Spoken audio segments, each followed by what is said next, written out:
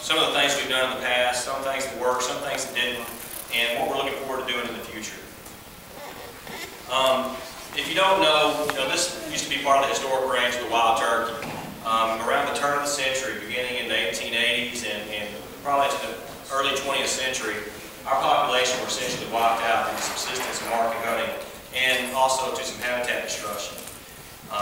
Some of the regulations that were initiated as early as 1881 kind of paint the picture of just how early we were recognizing the decline of the wild turkey. In 1881, they closed the year to hunting for 3.5 months of the year.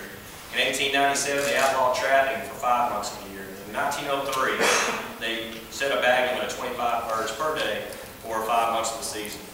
Now, Texas has a 15-bird bag limit on quail for about that, not quite that long. So if you think about turkeys having a 25 per day bag limit, it kind of paints a picture of just how excessive the harvest was on that bird, if that's what they were trying to bring it down to. 1941, they closed the season in East Texas, but unfortunately it was a little bit late considering only 100 birds left in East Texas, estimated by the Game Fish Forestry Commission in 1942. We began restoring Rio Grande turkeys in Texas in the 1920s, and we've had a lot of success with that. By 1969, we had our first spring season in Kerr County. In 1974, we added turkeys to our hunting license.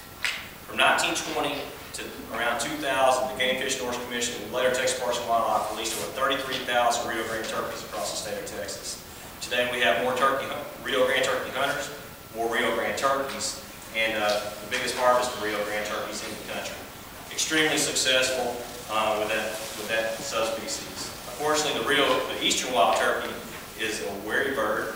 We had 100 birds in Texas in 1942. So not a lot of birds out there to catch. They weren't easy to catch. So some of our early efforts focused on pen-reared birds. We released pen-reared easterns, pen-reared eastern Rio hybrids. We also brought Rio Grande turkeys into the state, into East Texas, and even the Florida subspecies. And all these failed. Today it's actually illegal to release pen-raised birds into the wild.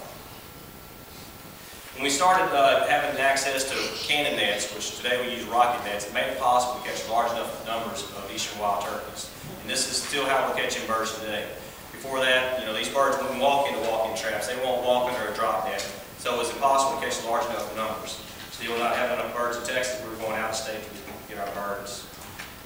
From 1979 to 2003, we stocked over 7,000 eastern wild turkeys into the state. From 58 counties in central and east Texas. We were successful. Today we have a hunting season in 28 counties, but unfortunately we're nowhere near as successful as we thought we would be. 58 counties stocked, only 28 counties with open season today. Stocked 7,000, we only have 10,000 birds estimated across the East Texas today. So not as successful as we thought we would be. We're using a block stocking approach. We release 15 to 20 birds per side with about 5 to 10 sites per county.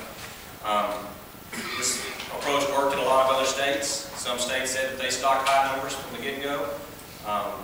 We stocked high numbers for Rio Grandes from the very beginning. To this day, if we issue a Triple T permit, a trap and transplant permit for Rio Grande turkey, we recommend to move 50 to 100 birds per side. This map shows the historic distribution of the eastern wild turkey in Texas. You can see the Trinity River. They show those birds going up along the Red River all the way out to Vernon, Texas. I would be surprised if we had pure eastern turkeys all the way out to Vernon, Texas, considering the population of Rios that we have in that country today. For Anderson County, we stocked this county just like we did the other 57 counties in Texas. From 1988 to 1999, we stocked over 200 birds in Anderson County, with 15 to 20 birds per site. Those birds come from Iowa, Missouri, and South Carolina. And if you look at Anderson County, the surrounding area, we stocked from 1988 to 1999, 583 turkeys in 32 sites. Alabama, Georgia, Iowa, Missouri, South Carolina, West Virginia to get sources of those birds. But before today, how many birds are out there?